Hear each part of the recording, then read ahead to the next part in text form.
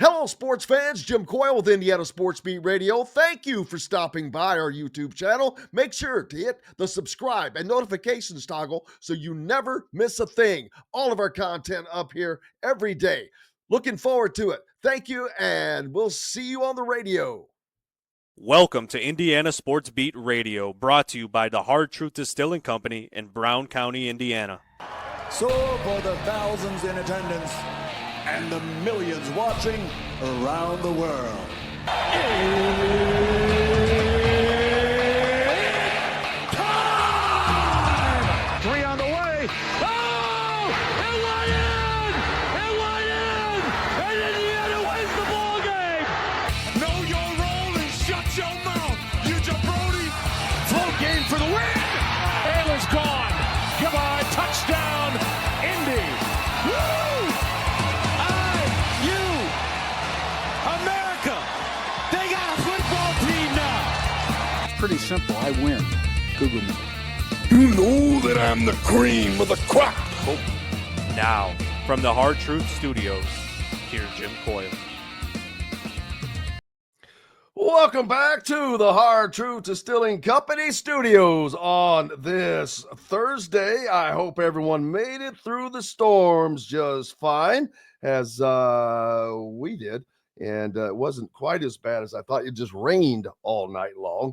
And I'm getting ready to call our friend John Laskowski right now and get him on the phone, former Hoosier player, and get his thoughts on the new coach, what's going on with him. Hey, John, how are you, sir? We're on. I was not able to give you a heads up. I apologize. Doing good. Hold on. Let me get checked in here. I'll get you. Hold on. He's got to get checked. He's got to make some butter burgers. Butter burgers and some special root beer floats that don't come anymore. But if you've been out, everywhere I go, it seems like I see a Culver's now. And I always think of John or Scott Laskowski every single time, as you should be. They've got a new one opening up down in Bedford, by the way. The one here in Bloomington is the busiest in the state, I believe. Got one down in Jasper. They're everywhere. And John, just let me know when you're ready, brother. Okay, I'm hooked up, and I hear you loud and clear, Jimmy. Thank you, sir. I was just talking about your burgeoning. You're a Culver's. What's the word I'm looking for? Just a entrepreneur opening up these places all over the place, man. You started with Bloomington, and that still the busiest one in the state? It is. The busiest Culver's. There's about 35 or 40 in the state of Indiana, and we are the busiest Culver's thanks to our great folks who live there and our students. Our students love it. So, especially when the students are here, it's busy. Well, who doesn't love it? Great stuff. And Jasper, that one opened last year. Now you're finishing up one down just below us in Bedford. And Bedford will be open about mid-June. It's coming along well. Son Scott owns Jasper and Bedford right now, and he'll be getting that one. I'll be there to help him, though, get it going. And, boy, we hear a lot of folks from Bedford who come up to Bloomington. Can't wait to see a good place there. So we're anxious to get down there and get open for them.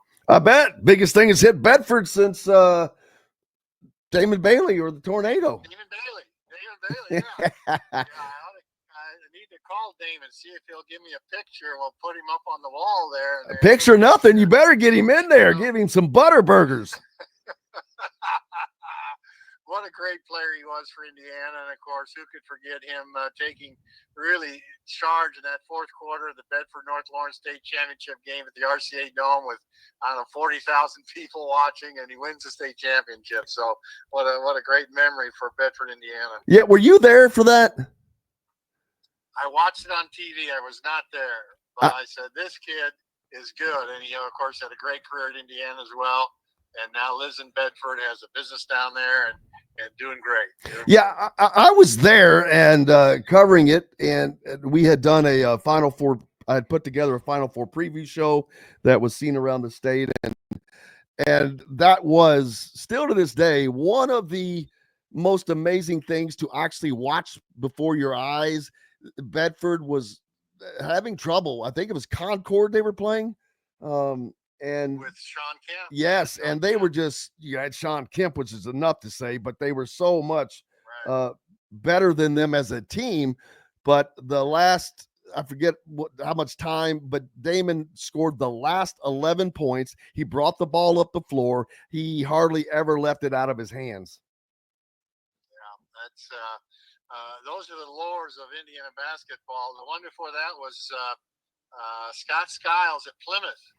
Hit a game-winning jumper from about 20 feet back in the 80s to win the state championship for another small town, Plymouth, Indiana. And all good stories with Indiana basketball. Absolutely, and he has gone on to have a long NBA coaching career, which I did not realize. Speaking of coaching, Indiana has a new one, and Darren DeVries. Saw him out again last night. I was up in Fishers at the Chipotle Nationals. He was there with Drew Adams and Nick Norton, two of his new assistants. He was checking out not only Trent Sisley, but because yesterday was the final open day, I guess he was watching whomever was on both teams, and I think he stayed to watch the second game that went on last night. Well, I did hear about that. I was not able to go. I was actually in South Bend because the St. Joe Huskies, who won the state championship in 3A on Saturday. Oh, yes, congratulations. Yeah, and they invited some former players back, and so I called some of the guys from my class, and 6 of the guys from my team at 71 showed up, and we got to congratulate the team. In fact, there was a kid on the team. As I went through the roster, I knew the Knesny boys, named Shrewsbury. Yeah, I've heard of him. And I said, wait a minute here, that's kind of a rare name, and I gained a look, and there's Shrewsbury. He's in the stands. Watch, that's his son on the team, on the St. Joe team. Yep. Yeah, he was there. I saw him at the state finals. Yeah, I went up and said hello and introduced myself. And, of course, he's had some Midwest ties, and his boys were there. I got to meet them. He introduced his wife to me, and he said, she's an IU grad.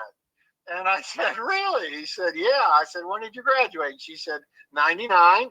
She's from Indianapolis, and they met obviously while he was there in town coaching, and now they have high school boys, and one of his boys plays for him at Notre Dame, and this one is a junior, so he's still got another year at high school, and they had a daughter as well. Looked like she was in high school age as well. So we were chatting, and I told him it must be tough watching a team play that you're not able to coach, and with your son on it.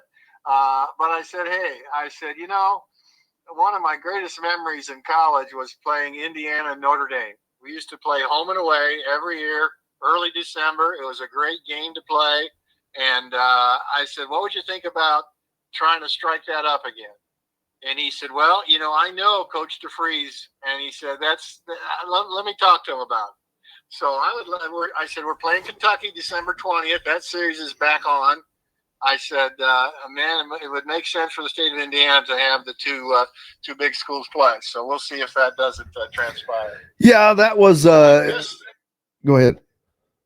So I missed that thing at Hamilton Southeastern, but I'd heard that was going on. It's great, obviously a chance to see players, and that's something that this staff has to be able to do quickly and put a whole team together.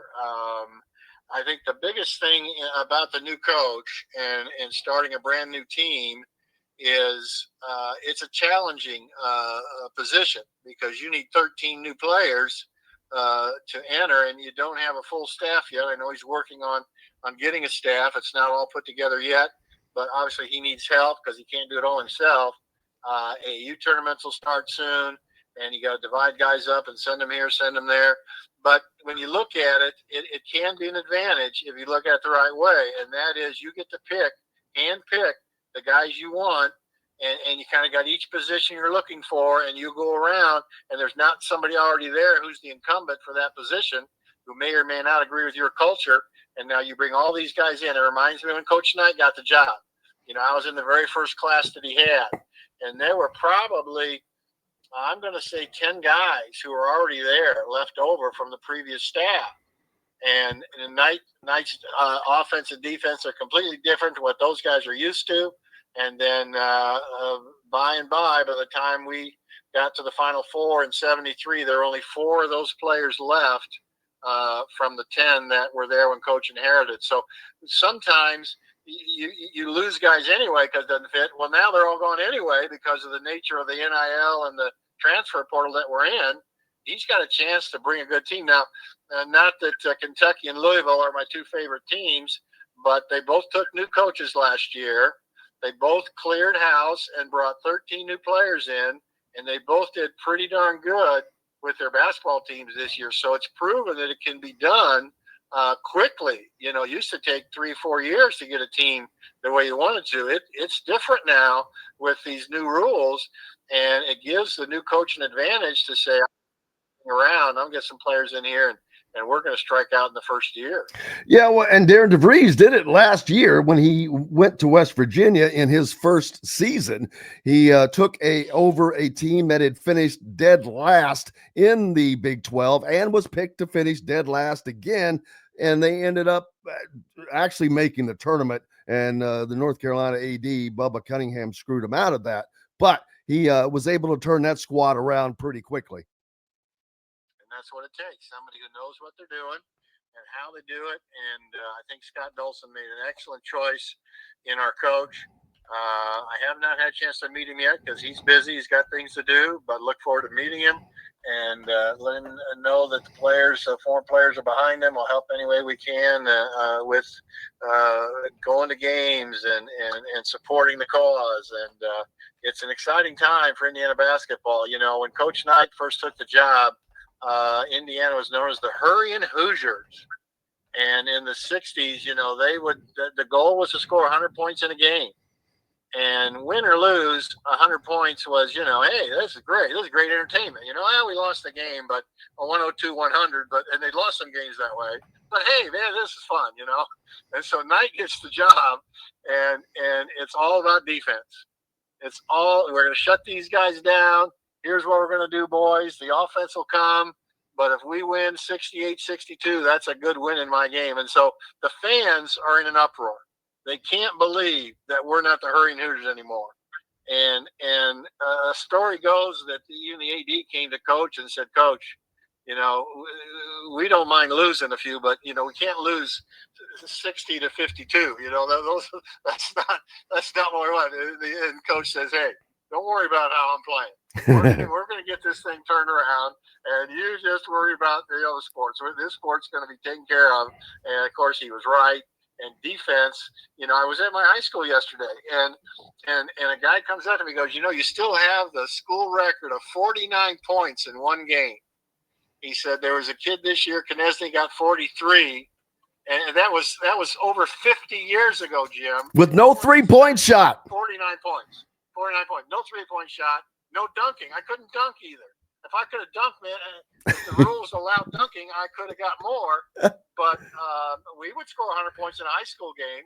And now, I mean, the scores are in the 60s and 50s. And I think that all goes back to Coach Knight emphasizing defense, holding clinics. These high school coaches come to the clinics, and he's teaching defense to them. They go back to their high school, and now teams are playing defense, and scores aren't near as high as they used to be. And they're very patient on offense.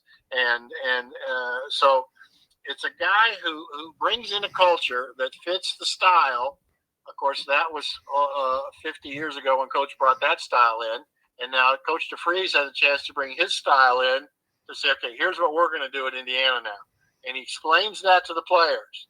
And the players either have to say, yep, I'm buying in, or no, I want something else. So when he talks to these portal players and you think, oh, man, we're going to get this guy, and then he goes somewhere else, well, something happened there. Either the coach didn't like what he heard from the player, or the player didn't like the style that was going to be played, and they split their ways. And so it's not like, oh, geez, we just lost another one. It's no, that wasn't the right fit. The coach knows the guys he wants in that position, and he knows the attitude that he wants to have. And he's not going to settle for, well, this is close enough. You can't afford to do that, because you get a couple bad apples in the bushel, and it can spread. So you're trying to get all these great kids that understand your style. I had a great conversation with Jerry Nichols, That's a name not many people know, but he was a senior in high school in 1971 from Greenwood, Indiana. And when Jerry Oliver was the coach at Indiana, he committed to Indiana before his senior year, before Knight got the job. And he was going to get Indiana from Greenwood and just up the road a little bit, good player. And so Knight gets the job, and they go, hey, we got this guy who's committed, very similar to what DeFries had with Sicily down southern Indiana. And so Knight meets with Jerry, and he says, hey, here's what I'm going to do. And he outlines the defense, outlines the offense. And it's a 2-hour meeting. And Nichols is sitting there, and he goes, this is not the ball I want to play. He said, Coach, thanks for being here, but I'm not going to Indiana. And he ends up at Purdue. Now, he hurt his knee and didn't have a great career because of a knee injury back then. But there's an example of it just wasn't a good fit, so let's not go with it. And I think that still holds true today, that the coach has to develop that style that he knows can win, and he finds those guys, and some are going to say no, and that's okay, because you get the guys that are committed and are a team, and he did it in West Virginia. He knows how to do it. I think he can do the same thing here, and hopefully it's even better in Indiana because more guys want to come to Indiana that are good players, as opposed to West Virginia, who's not known for great basketball as our history is. Yeah, and DeVries is known for playing defense, but also playing kind of an up-tempo style, scoring, using the perimeter, guys that can shoot, an offense that I think Indiana fans are going to wrap their hands around, more athletic, and not maybe as big, maybe a little bit smaller, but that kind of is – I'd like to say that's where the college game is going, but not everybody's going there. Matt Painter doesn't do that. You see several bigs, but the bigs that you want to get are the guys like Danny Wolf at Michigan, who is nothing but a freaking center point guard. Exactly. And you look at the Final Four coming up this weekend. Those teams all play defense. You know, it's kind of like baseball in the World Series. Pitching wins the World Series. Defense wins the Final Four, and that's where it's got to start. Knight did it 50 years ago. I think Coach DeFries is going to try that same approach, and I think kids are going to love, let's get a quick shot in 12 seconds. You know, that gives you more opportunities to score, and before the defense sets up, it makes perfect sense in today's world, because if you're playing a good defensive team, why not get a shot off before they get set up? Because it may take you 20 seconds, 25 seconds to get a shot if they set their defense up and they're good at it. So I think it's an exciting time for Indiana basketball. I think he's off to the right track, getting the staff hired, which is crucial. Talk to the players. None of them came back. Don't know what the reasons were. It doesn't matter. But like I said, if it's not a good fix, either way, then you move on. I hope those players find a good place to go. But for Indiana fans, know that this guy knows how to do it. He's done it twice at Bradley and then at West Virginia. So we're excited to have him here, and can't wait. Is it October yet? Has practice started yet? Yeah, it'll be here before you know it. Hey, don't skip football this year, man. Well, now there's another guy. You know, you hire a guy who nobody's ever heard of. From a small program, and you think, Scott Dolson, well, have you lost your mind? And then he comes off at that very first game when he's introduced at the timeout and makes those comments about Purdue and Michigan and Ohio State. It is to win football games in Indiana. And boy, were we wrong. He did know how, and he put his system together, and he got his players, and a lot of the guys stayed. The good players we have stayed. He brought in more new players, and I'm renewing my tickets. I've always been a season ticket holder fan. I stay to the whole game now. You know, he got upset those first couple games where everybody left, because that's what we did. We left at halftime and didn't come in, because why would you want to see us lose? And now we're winning, so you stay. And I think it's a great hire by Dolson. I think this is a great hire. I can't wait to see the rest of the staff get hired. I think an interesting position will be the general manager. A brand new position in college basketball that's never happened. Some of these names that schools have hired to be their general manager to oversee the program, It takes some responsibility off the head coach because he's in there to coach and to develop the offense and defense and to guide his assistant coaches to get to the players. And that's a big job in itself. But then you got to add on the portal. And well, you don't have to do that. You get other guys who could do that, especially if they have a good basketball background, college basketball background. It's so new, the transfer portal and the NIL, that they're all learning how does this thing work. And then the revenue sharing starts in September. How's that going to play a part of this? So everybody's kind of learning this new rule, like the 3-point shot or the 30-second clock. You adapt, you figure it out. And so you got somebody else who can deal with all that, and the head coach can deal with the team and the strategies. And I think it's an excellent choice. So let's see who Indiana gets for the general manager to help that head coach and the assistants and the players. And I think with our reputation, we can get a great person to do that and be off and running and get right back to the top of the Big Ten where it belongs. Yeah, not every school has gone that way. I don't know whether it's financial or a coach's decision, but especially someone like Darren DeVries, who is coming in brand new and to a big program with a daunting task in front of him.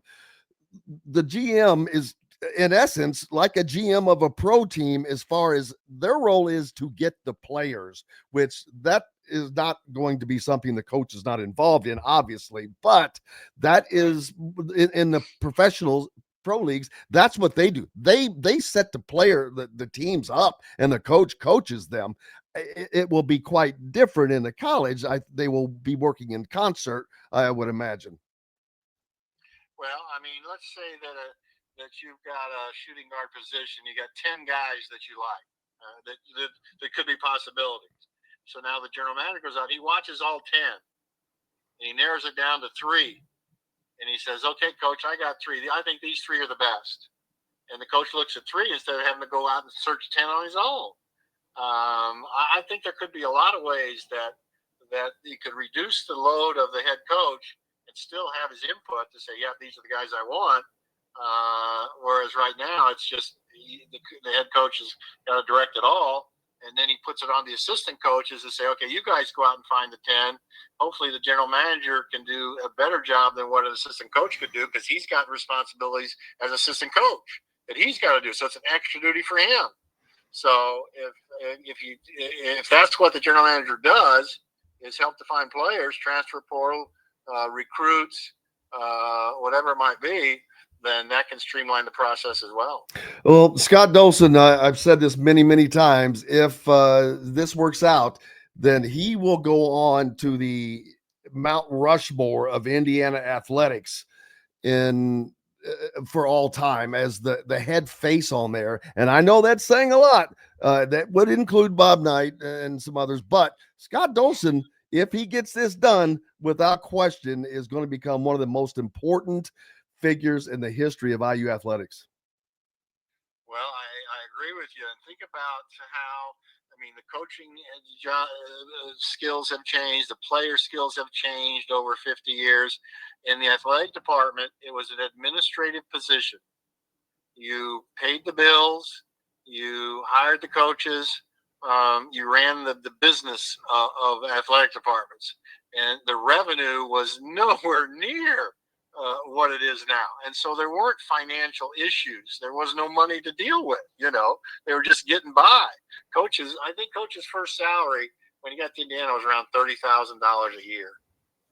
$30,000 to hire Bob Knight. Okay. So it's gone from an administrative position to running a business. This is what Dolson does. It's a business. Oh yeah. He's running the business, and that staff, and a completely different dynamic now. TV revenue, and in the Big Ten, one of the best conferences there is. We're so fortunate to be in there, and know that we're going to stay. So yeah, as life changes, players change. I think, Jimmy, I graduated in 1975, and we had good teams, and we played good ball. And I think back 50 years before I graduated, 1925. Okay. And that's where we are today. It's 50 years since I graduated, 2025. The jump shot was not invented yet in 1925. There was no dunking. Scores were in the 20s and 30s, okay? a totally different game than when I played in 75.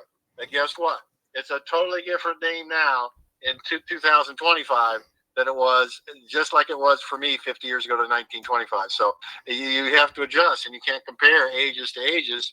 It's a totally different game, but it's exciting basketball. We're a great university. We got a great coach.